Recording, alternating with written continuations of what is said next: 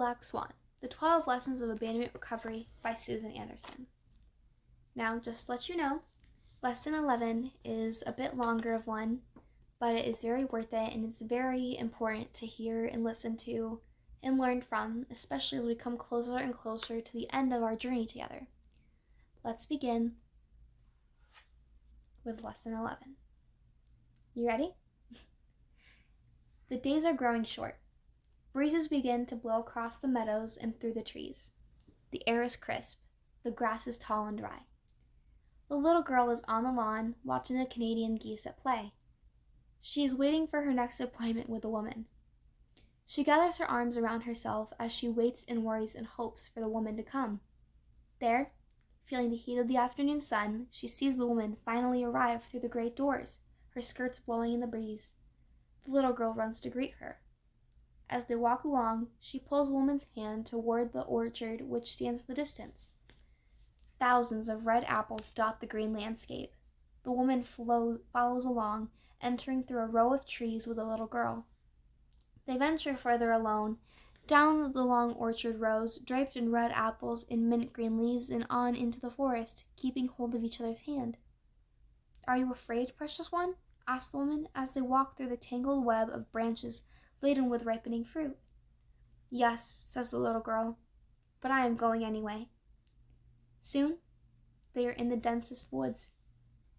At once, they come to a giant rock. Its sharp edges glisten in sunlight, sparkling through the canopy of leaves. "Can you lift me up?" asks the little girl. The woman complies, setting her firmly atop its cold, hard surface. "I will be right down here at the base of the rock," says the woman. "I will be here if you need me." The little girl watches the woman take her seat on the ground and lean against the rock, spreading out her skirts. She feels the soft material fluttering against her dangling feet, and then, through the foliage, the little girl sees flashes of red. It gets brighter and brighter and nearer and nearer. "Daddy!" calls the little girl. Her father appears out of the thicket.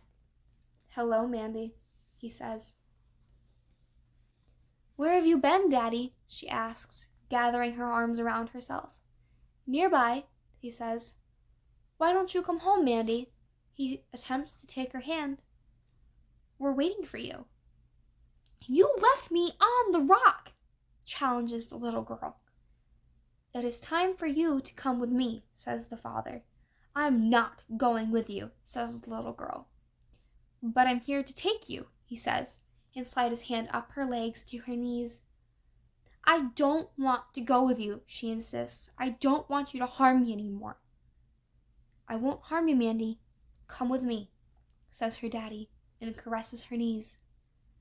"No, I won't let you harm me again," she replies. "Please leave me alone." "Come with me, Mandy. I will stay where I am." "Nonsense," says her daddy.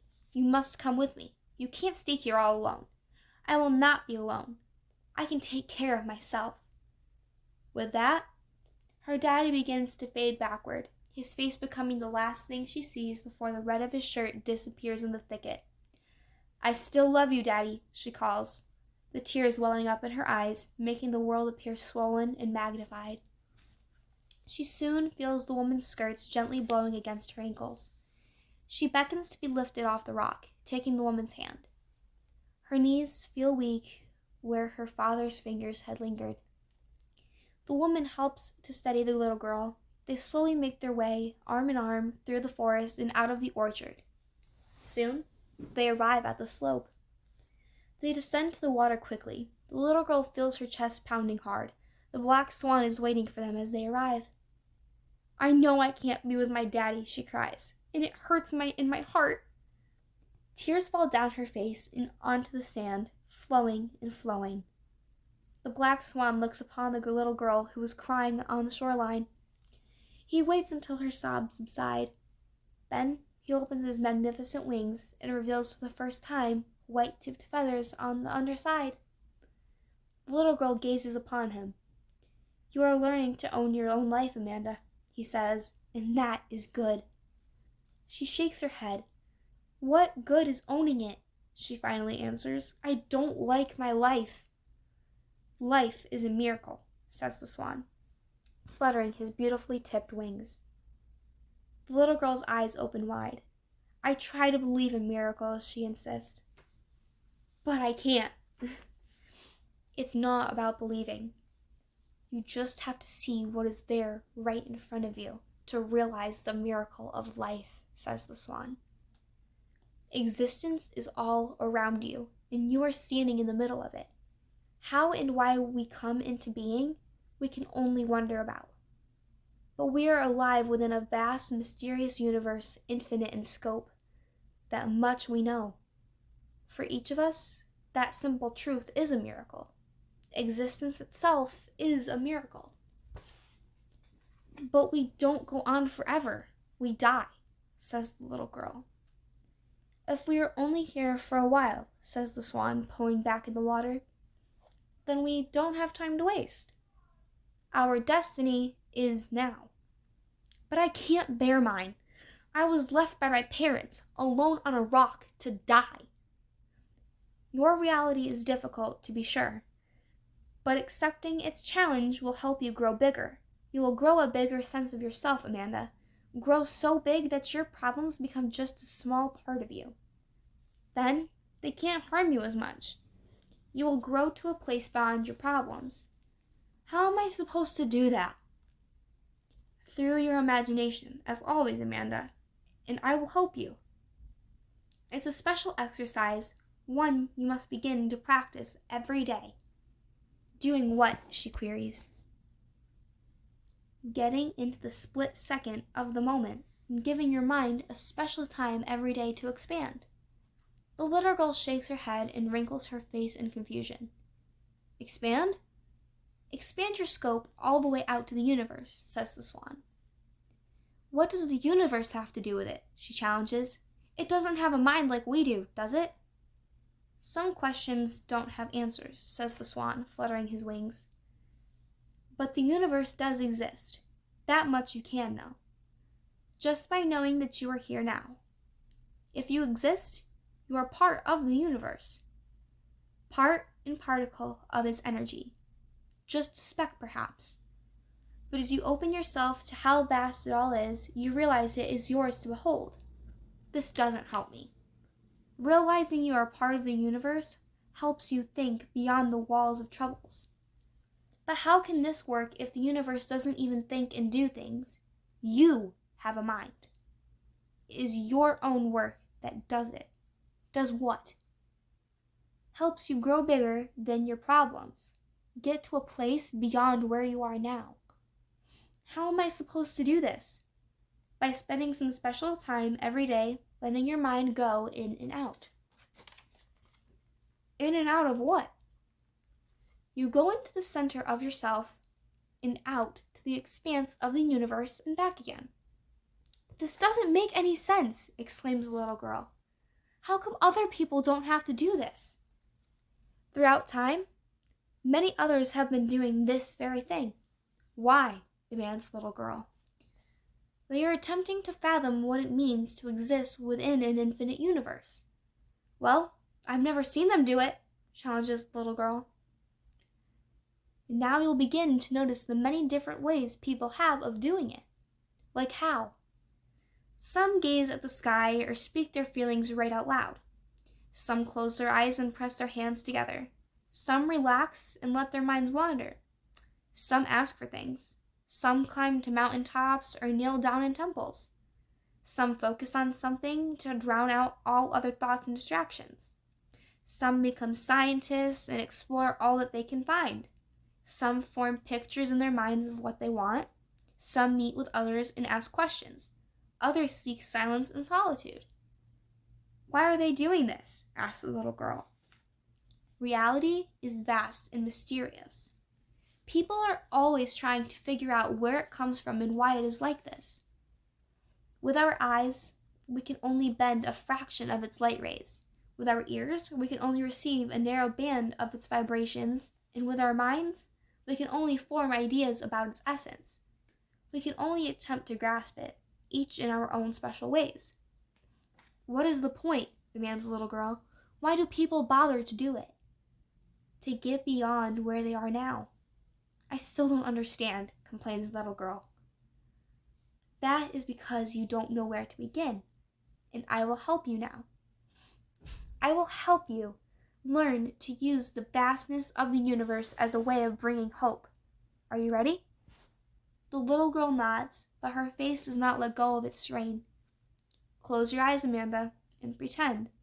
Imagine that the universe is so vast and reality is so unknowable that everything you can possibly want is possible if you are open to it. But I don't have what I want, counters the little girl. That may be true, but think about what you want out of life. If you could have anything you wanted, these thoughts bring pleasure to the mind. They are gifts from your imagination. Think about what you wish to have and do. Pretend it is all possible, just waiting for you to go find it. But this isn't true. It doesn't have to be true, says the swan. Imagining it helps your mind grow. Even if you don't believe it, queries the little girl. You don't have to believe it. Pretending nurtures your mind. Just let go and imagine that all you want can come to you in its own time, from somewhere within or without. The little girl's face begins to relax, her eyelids rustling gently close. What if all I want is for my family to come back? She asks. It is important to remember, cautions the swan, that as you use your imagination, you must always move forward rather than backward, toward real as possible. Always favor reality. But all I want is my family, implores the little girl, and they are not here. Moving toward possibility means it must hinge upon yourself and not upon the actions of others outside of your control. Think within these boundaries, says the swan. Tell me what else you want in life, he continues. Go with reality. It is bountiful enough as it is. Think about what would make your life better and tell me. A whole apple pie just for myself, she shouts gleefully. The swan smiles upon the little girl. That's a good start, Amanda. Will I get it just by imagining? Some things you will, some you may not. Some involve a lot of work, some great patience, others, luck. Whether or not you get all you imagine, the important thing is that it is possible. Live your life now, realizing all is possible. Continue imagining, Amanda. What else might you want? She takes a deep breath. To be happy. Of course. And tell me in what way. I want to be with people who care about me and never leave me. The little girl looks at the sky and adds, and in case they go away, I want to be strong and for there to always be other people who care. All of that is moving toward real possibility, Amanda. Keep sharpening your idea of what you want and who you are becoming. Feel grateful to be alive and part of the universe, to be receiving so much within it. This will help you expand and your problems to shrink. Just by imagining? Yes, says the swan. You already know that the universe goes on forever, just as your imagination does. They are alike in many ways, each composed of energy and endless possibility. Think of the infinite universe and imagine that you are its grateful child. Imagine that what you ask for is possible. If not now, later. Be grateful for the hope this thought brings. I know I can't do this, insists the little girl. I'm too upset. I have no hope. Why should I be grateful that I live in a residence for children? In there, in that very place, you can find the special time and place to think about what you want, says the swan. Fill your heart with gratitude for all of the blessings you are creating. The little girl gazes at her swan. This is too hard, she says. You have your imagination and your capacity for love. All that you need, answers the swan. I will wait as long as it takes for you to discover the possibility of life and to find the gifts within and around you. You must find a quiet time and practice every day, he says, pulling back in the water and fluttering his wings. I don't want to wait so long to see you. I miss you too much, she says, lifting her gaze toward the horizon. If you make your quiet time come first in your life, the swan reassures her, you will notice changes sooner than you think. They will appear in your everyday life, and I will be right here, waiting to share them with you. The swan lifts his majestic neck. He makes his turn and glides gracefully through the flock of white swans, out to the most distant waters.